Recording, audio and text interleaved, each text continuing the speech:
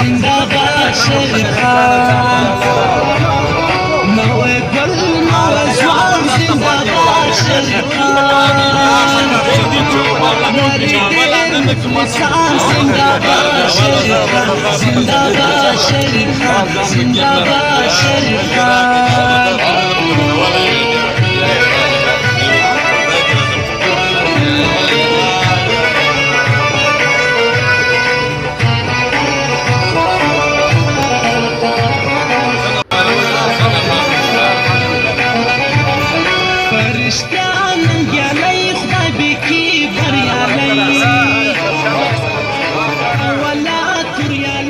شریف خان بغلجي شریف خان بغلجي شریف خان رسوان پر میدان رسوان قهرمان لري ډېر مخلصان زنداباد شریف خان زنداباد شریف خان الشيطان الرجيم بسم الله الرحمن الرحيم کریم آباد کمیټي چیرمن عبدالوهاب سلیمان خیل صاحب د خپل ټولو ملګرو سره د علاقې د سپینږیرو د علاقې د ځوانانو سره د جمعیت علما اسلام علاقايي سکرټري سمستفق کیږي او ان شاء الله العزیز د پاکستان پیپلز پارټي ایگزیکټیو ممبر کونسل د علاقې ارتغل او د علاقې ځوان خان حاجي شریف خان خلجي صاحب په قیادت کې زیر صدارت پاکستان پیپلز پارټي ضلع کوټه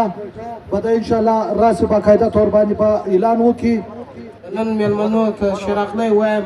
د شریف خان ملګرو ته او سره زما د خپل علاقې د کمیټې ممبرانو ته زه خاص کر د واب سلیمان خیل او د ټولې کورنۍ خاص کر د کریم آباد چوک د ځوانانو شکریه ادا کوم چې دوی په غټ شمولیت باندې د خان حاجي شریف خان خلجي په قیادت کې شمولیت وکړو چوک به دی موږ ته د خیر انشاءالله یونټ خلاصولو ته به ډېره مرسته کوي انشاءالله د پیپلز پارټي په قیادت کې انشاءالله د خان حاجي شریف خان صاحب خلجي په قیادت کې به انشاءالله که خدای کول یو نوی ځلانده لمر راخیږي دې سړي صدا امید لرو زه ذاتي طور پر د ډېر د نږدې ساجزانو پېژنم دا سړی په والله که یا د نامه شوکي په والله که یا شي ته ضرورت لري الله پاک صاحب حیثیت پیدا کړی دی که یو راوتلی دی نن زما او ستا په درد راوتلی دی زما او ستا په غم راوتلی دی زما او ستا فکر ورسره دی زموږ د علاقې فکر ورسره دی د دې ولس فکر ورسره دی زه کاله دوی ورکي په د آخري ټیم کې دوی راسي یا موږ ته روډونه راپخوي یا موږ ته نالیانې راپخوي یا موږ په نالیانو باندې خطا کوي زموږ بنیادي حقوق چې دي هغه نالیانې نه دي هغه روډونه نه دي زموږ بنیادي حقوق چې دي هسپتال ده سکول ده ملګرو نو موږ به دا عهد کوو دا وعده به کوو چې د حاجي شریف خان خلجي سره به شانه به شانه ولاړ یو او پر دې علاقه به شریف خان خلجي راولو نن که یو ځای حاجي شریف خان خلجي صاحب ځي دغه نور بیا لنډي لنډي پسې کېږي او هغه کور ته ورځي او روان دي وایي دا مه کوئ دا مه کوئ موږ به تاسو ته روډ درکړو موږ به تاسو ته نالۍ درکړو دغه ځوانان اوس هغه حقیقي شان ځینې غواړي هسپتال غواړي کالج غواړي یونیورسټۍ غواړي نوکرۍ غواړي ملک سکندر صاحب وایي وره دا ټول ځوانان چې دلې ناست دي دا پر سوشل میډیا باندې چې دا ټیم یو غټ طاقت ته زه و ټولو ځوانانو څخه خواست کوم چې تاسو یو کمپین وچلوئ چې موږ روډ نه غواړو موږ نالۍ نه غواړو موږ هسپتال غواړو موږ نوکرۍ غواړو موږ روزګار غواړو موږ کالج غواړو موږ ګراوند غواړو موږ د سیالو کامو سره په سب کې سیالي غواړو موږ همیشه غریبان پرې ایښي یو دغو خلکو نن ورسئ په هر علاقه کې تاسو وګورئ دا زموږ له علاقې بچه هلته هر شی موجود شته زما په نوي کلي کې په عمر کلي کې په خرط آباد کې په بلیلي کې د کچلاغ په یو څو ځایو کې علاقو کې یو اسپتال د دوی و ماته راوښیي چې دغه قوم پرستو یا مذهب پرستو جوړ کړی ده ټول پرایویټ کلینیکونه دي ماته په خپله معلوم دي له ما سره ډاکټران رابطه کوي د نوي کلي زما خپله تعلق له نوي کلي سره ده ټولې دایانې دلې ناستې دي په هر دریم کور کې اپریشنونه کیږي پخوا به ډیلیوري کیسونه کېدل بې ادبي معاف دا د شعور دپاره و دې ملګرو ته وایم 2 نمبر د ویانې استعمالوي یو څوک نشي ورته ویلی دلته د سیلاب یو واقعه درته بیانوم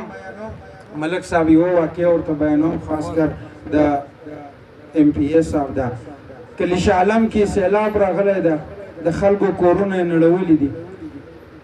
د چا کورونه شته نه د چا دیوالونه دي د چا زدانې چیرې دي د بل په کورو کې دي دا بله ورځ اکسکویټر راوستلی ده د ملک سکیم په نامه باندې دا خلک یې ټول ګواهان دي دلې ناست دي چې ورغلي دي موږ جنجال ورسره وکړئ موږ دا خپل سکیم ته خاوره مه اچوه دا نور هم انسانان شته ویلې ویل دا کله انسانانو دا یې وموږ ته ویل دي د ده خلکو راته ویل ویل دا کله انسانانو دا که انسانانو ما ته پیغور راکړی ویل دوی به د خپل مستقبل فیصله کوله بیا موږ دا پیغام شریف خان خلجي ته راوړی هغوی د خپل مستقبل فیصله یې کړې ده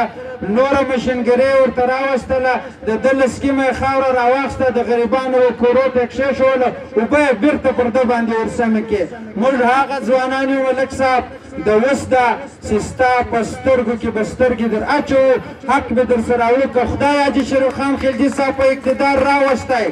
منظور کاکړ صاحب له تاسو به هم حساب اخلي چې 15 کاله دې کمې غلاوې کړې دي ملک سکندر صاحب له تاسو به هم حساب اخلي خو دا د دې ځوانانو پورې تړون لري چې تاسو یې یو وار راولئ ډېر ارمانونه مو ورته په زړه کې دي د 15 کلوسه چې د اخلی وارې موږ یې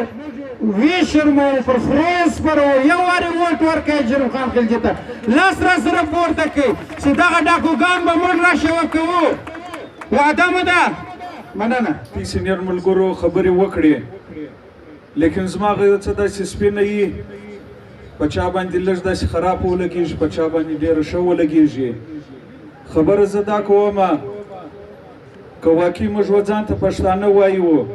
که واقعي موږ ځان ته ځوانان وایو نو دغه پلاستیکي ګولۍ چې پکې نښتې ده دا مکرو جنډه چې په لاس کې راخیستې ده نن چې په پاکستان در په در باندې ګرځي خدای دپاره زه خپل همزولو ته وایم چې د خپل وخت مه خرابوئ دلته یو د کنجوغي سره را روان دی پر موږ پر تاسو باندې سیاست کوي یو را روان دی د اسلام آباد سره ټیک ټوکر هغه دلته پر موږ باندې سیاست کوي چې کوم زموږ ریل د دغه ځای غدی ریل د دغه ځای غمخواره دی پر هغه باندې موږ نظر نه ساتو ورنې خیال کوو ور چې د وټو ورځ راسي پر هغه ورځ باندې موږ خپل ووټ په 2000 په 3000 ور په 15000 روپۍ باندې خرڅوو که دا ترنګه د خرڅلاو کیسه ده خو راسئ نن به لا سودا سره وکړو په ډاډه باندې چې که دوی ته په 15000 روپۍ ورکوئ و مشر شریف خان خلجي ته بیا په 2000 روپۍ باندې ورکوئ لیکن د ضمیر سودا که واقعي موږ پښتانه یو که واقعي موږ بلوچیان یو که واقعي موږ د دغه ځای اوسېدونکي بلوچستانیان یو نو راسئ چې خپل د ضمیر فیصله بیا دې وار کې پر حق باندې وکړو د بربادۍ کیسې ما وکړې تا ونه کړې د ستړې زندګۍ کیسې ما وکړې تا ونه کړې او ته ټول عمر همدغسې ټیټې سترګې ګرځې ته ټول عمر همدغسې ټیټې سترګې ګرځې د کام د ازادۍ کیسې ما وکړې او تا ونه کړې شروع کوم د لوی څښتن تعالی په سپېڅلې نامه چې ډېر مهربانه او بخښونکی دی د ټولو نه مخکې وهاب خان ظهور خان او د دې علاقې ټولو ځوانانو ته په پاکستان پیپلز پارټۍ کې په شمولیت کولو باندې د زړه د کومې ښه راغلاست او هرکلی وایم نو زه ستاسو ته ټولو څه خواست کوم چې والله که په دوکه درته راغلی یم د وفا لاس ته څه غواړم د وفا لاس در کوم عزیزانو ستړی کوم یو په دې سیمو وطن کې موږ یو وخت خبره کوو په دا علاقه کې ته ماته یو ځوان راوښیه چې هغه پر یو ښه نوکرۍ باندې ده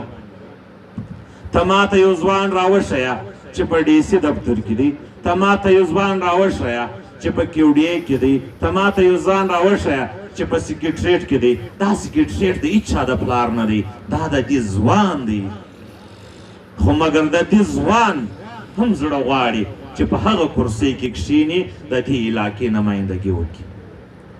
د دې علاقې د حقوقو جنګ وکړي، د دې علاقې ستونزې بیان کړي، خو مګر د بده مرغه ما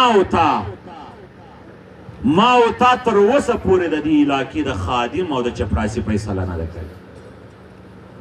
ما او تا تر اوسه پورې د خپل ښه سباوون فیصله نه ده کړې.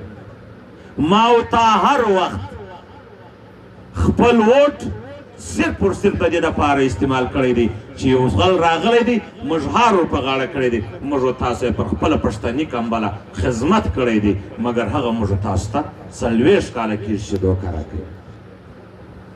عزیزه زما ضرورت چې شي دی، زه ولې دلته رالم، زما ته کم درد میلاو سوی دی، ډېر خلک دلته ځي او راځي. زه والله صرف پر صرف چې نن د خلکو په سترګو کې ما سترګې ورکړي دي، ما د هغه رحیم چې د لیبر دی، مزدور دی، د ټکټر لوډوي، ما د هغه د حق دپاره والله بالله د خلکو په سترګو کې سترګې ورکړي. زه د ریړۍ دپاره نه یم پیدا سوی، زه د ټریکټر د چلیدلو دپاره نه یم پیدا سوی، زه د ډیمپرې د چلیدلو دپاره نه یم پیدا سوی. زما په ازل کې الله پاک دا نه دي لیکلي چې ته به ټکټر چلایې، ته به ډیمپره چلایې، ته به ریړۍ چلایې، ته به بیلچه وایې. نن د کولې په هر کان کې، د کروبایټ په هر مینځ کې زما او ستا عزیز، زما او ستا کریم او تا ته په نظر راځي. نن په کرومایټ کې چې کم مړی راوځي تر غره لاندې کېږي، په 6,000 فوټه دننه کې هلته لاوارثه پاتېږي. هغه مورکۍ چې انتظار کوي چې دی په هغه غره کې بند دی، نن د هغه بچه په کور کې انتظار کوي، هغه ځوان په هغه غره کې لاندې ټوټې ټوټې پروت دی. د هغه مورکۍ چې ده زما او ستا د علاقې ده. نن چې زه په کویله کې ګیس راوځي، زما پر ځوانانو پټاویږي، هغه سوځل کېږي، هغه ټوټې ټوټې کور ته راوړي، خپله مور یې نه پېژني، خپله ورېندار یې نه پېژني، خپله کوروالا یې نه پېژني، خپل بچه یې نه پېژني. نن زه د هغه دپاره راوتلم. تاسو څنګه خلک یاست؟ تاسو به خود دا سوچ کوئ چې شریف خان هم د نورو خلکو په طریقه به دلته راغلی. عزیزه والله که یا راغلی یم د دې دپاره یا ستاسو ملګرتیا په دا طریقه غواړم، یا د 2 منټو دپاره ستاسو په دا طریقه په ملګرتیا خوشحاله یم. په منافقت نه یم راوتلی، پلار د منافقت درس نه دی راکړی، په سچایي درته راغلی یم. د کونډې اواز مې راوړی دی، د یتیم اواز مې راوړی دی، یو پریشاني مې راوړې ده، یو ستونزه مې راوړې ده. د دې ستونزو د ختمولو دپاره، د حق د راوړلو دپاره نن کلي عمر ته راغلی.